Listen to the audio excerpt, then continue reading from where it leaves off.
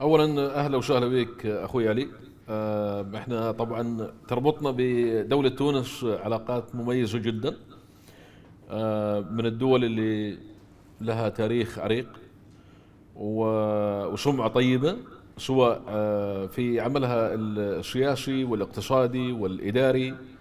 وهي يعني لديها الكثير اللي ممكن توفره للعالم العربي. أهلا وسهلا بالأخ الأعزاء. مرحبا يا بكم. مرحبا، يا هلا يا هلا. بداية أود أن أقدم Doing Business Consulting، وهي شركة استشارية غنية بالتجارب متاع مؤسسيها. يعني 25 سنة تقريبا تجربة في ميدان كل ما هو دراسة المشاريع، ثم دراسة الأسواق، وكذلك الإحاطة بالمستثمرين. قمنا بالعديد من المشاريع هون في تونس وغير تونس، وكنا فخورين بذلك. يعني هي مشاريع كبيرة وتنموية. وكذلك قمنا حتى بالإحاطة بالشركات هذه بعد ما قمنا، كانت دخلت في طور إنتاج بالعمليات التسويقية متاعها. وكان هذا صراحة شيء يثلج الصدر، لما أنا زي الشركة التي ناشئة ثم تبعناها وكبرناها وصلت تصدر. وهذا صراحة كان فخر لنا نحن في تونس وحتى في غير تونس. عندنا قمنا بالعديد من المبادرات، خاصة مع الغرف الجهوية للتجارة وكذلك الغرف الوطنية للتجارة في تونس. أنا عضو في دار المصدر كاستشاري كونسلتينج في دار المصدر في تونس. هي فرع من وزارة التجارة. عندنا علاقات جيدة جدا مع وزارة التجارة في تونس. وعن طريق وزارة التجارة قمنا كذلك بعلاقات على المستوى الإقليمي، خاصة بغرفة التجارة بطرابلس وكذلك بعنابة بالجزائر. نحن عندنا شبكة الحمد لله محترمة من العلاقات هون في تونس وغير تونس، خاصة في بلدان الجوار، الجزائر وليبيا. وبعد ما اتصلنا بالجهات وقدمنا لهم فكرة تلاقي، استحسنوا الفكرة جيدا، وطلبوا منا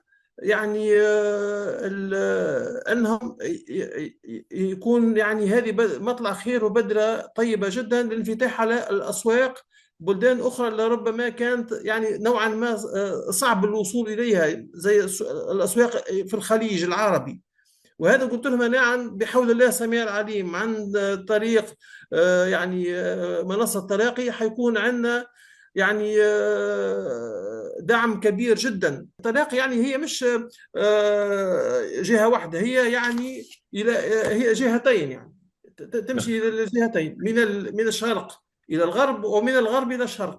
وهذا يكون دعم لنا صراحة.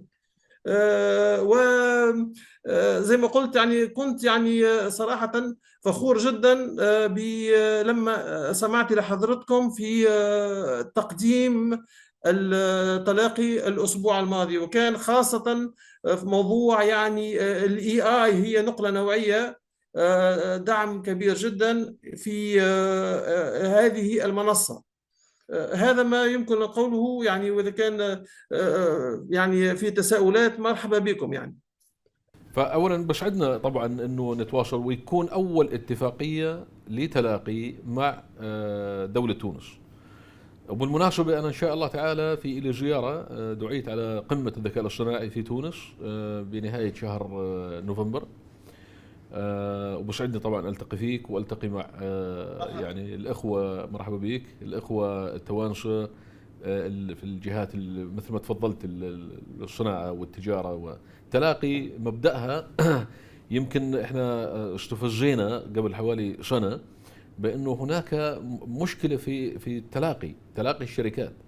يعني الكثير من الشركات اللي انا التقيت فيها شخصيا بعدة محافل وجدت بأنه لديها الكثير تقدموا وتوفروا وتطرحوا على الجمهور، لكن رواد أعمال مش صغار، يعني رواد أعمال شركات متوسطة وصغيرة عندهم تحدي كبير في الوصول. يعني بيشتغلوا بينفقوا أموال على تأسيس الشركات على المنتجات، لكن يبقى هناك ميزانية التسويق لا تكفي لوصولهم.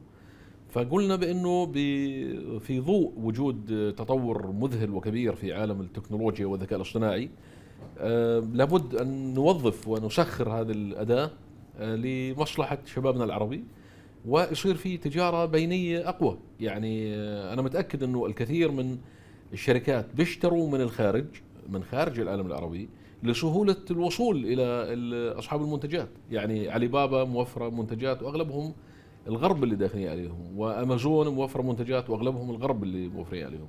اليوم عندنا تحدي كبير في الحضور الرقمي للصناعات العربية والشركات العربية الخدمية والصناعية والتجارية والزراعية والطبية. ما في حضور رقمي. يعني لسه الآن قبل شوي كنا في اجتماع مع جهة في الأردن مختصة يعني جمعية للشركات التكنولوجية، وقالوا لنا أنه التحدي الكبير اللي هم بيواجهوه مع أصحاب هذه الشركات ضعف القدرة التسويقية وضعف الحضور الرقمي. واليوم مع تطور الذكاء الاصطناعي وحاجته إلى بيانات حتى يستطيع يشبك، بتخاف على الشركات العربية أنه ما تجد لحالها مكان، لأنه بتبحث عن منتج بتلاقي شركة إسبانية، شركة إيطالية، شركة صينية، شركة فرنسية، شركة أمريكية، كلهم عندهم حضور، مدركين هذا الأمر.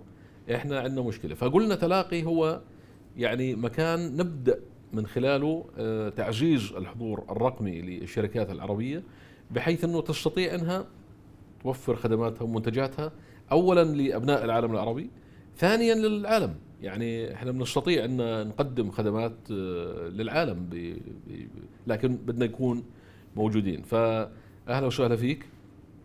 واحنا ان شاء الله يعني وجودك الآن في أسر التلاقي، وإن شاء الله من خلالكم انضمام شركات من دولة تونس العريقة ومن دول الجوار مثل ما تفضلت، يعني مثل دولة مملكة المغرب ودولة الجزائر وليبيا وافريقيا العربية.